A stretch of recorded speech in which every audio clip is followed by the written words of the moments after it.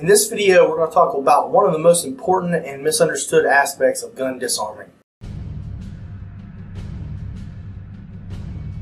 Hi guys, Paul from Warrior Tactical Systems here. So let's talk about gun disarming, and one of the things that people get wrong, that's one of the most critical aspects of this, is the non-telegraphic redirect. Now, all aspects of gun disarming are critical, obviously. I mean, anywhere you mess up could be a problem.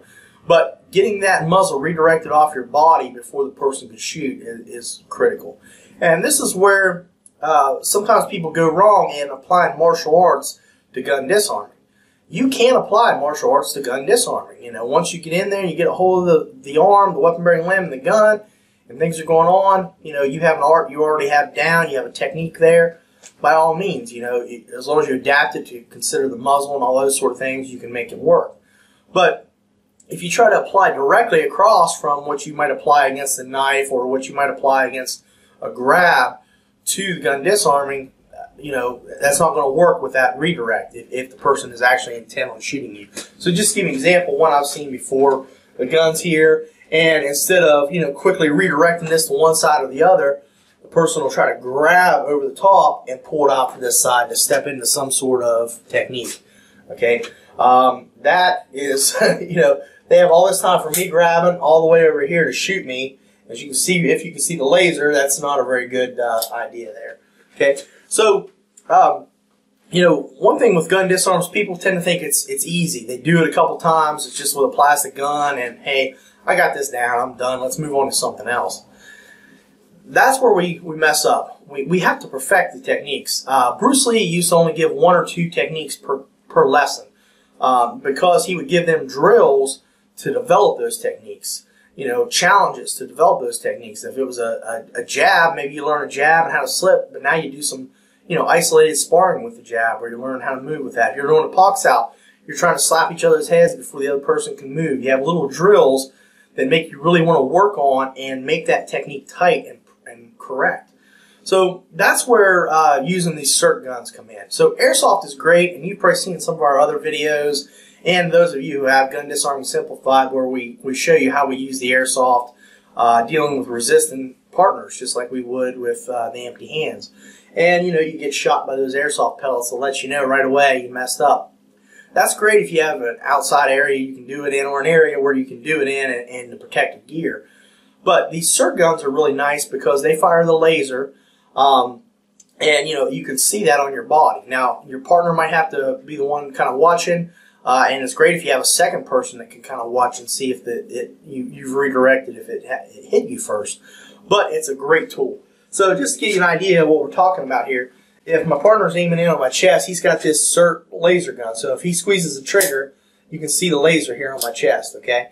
And as he holds it in, you can see it steady on there. He's just generally going to pull it once, but it gets you the idea.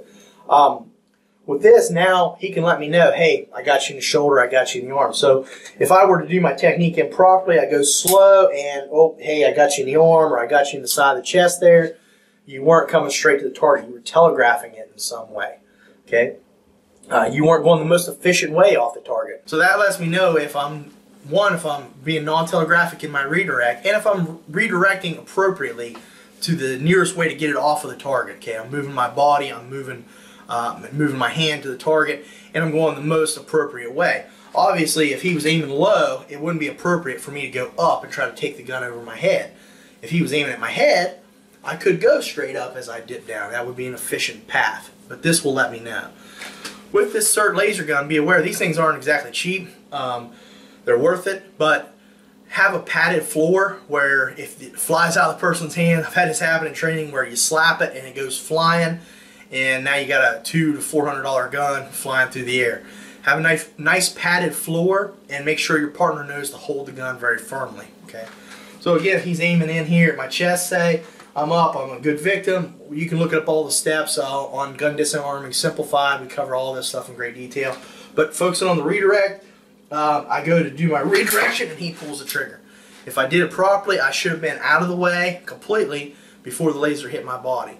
And again, did you see the laser? I saw it, but it didn't hit you. Saw it over here. Okay. So that my partner can let me know, and if we have a third party, a coach or something, they can kind of watch as well. Same concept. He's aiming at the head, maybe.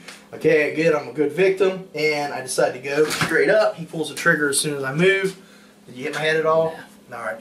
That's just an example, and you want to try this from every position, from every angle. So you have the person behind you in your back, you know, on your side, all the different things you could think of. Be creative with it, but put in the work to make sure you're doing that right. You know, I've had students in the past that think they're doing this properly when we're just doing the rubber guns or the training guns, but when they get to the SIRT, they start realizing, oh crap, I'm getting shot a lot. Maybe that guy was a little too far. I shouldn't even tried to redirect at that point. I should have drove him closer. I shouldn't have attempted.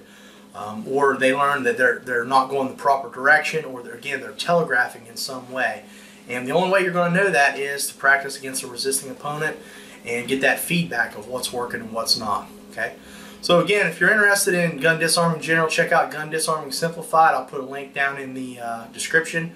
And try to get a SIRT gun, airsoft gun if you have a safe place in the gear, or even a squirt gun if nothing else. So you're dealing with some type of, you know, the person pulling the trigger and letting you know whether you're getting hit or not. Alright guys, please leave your comments below and subscribe if you haven't already. Thank you.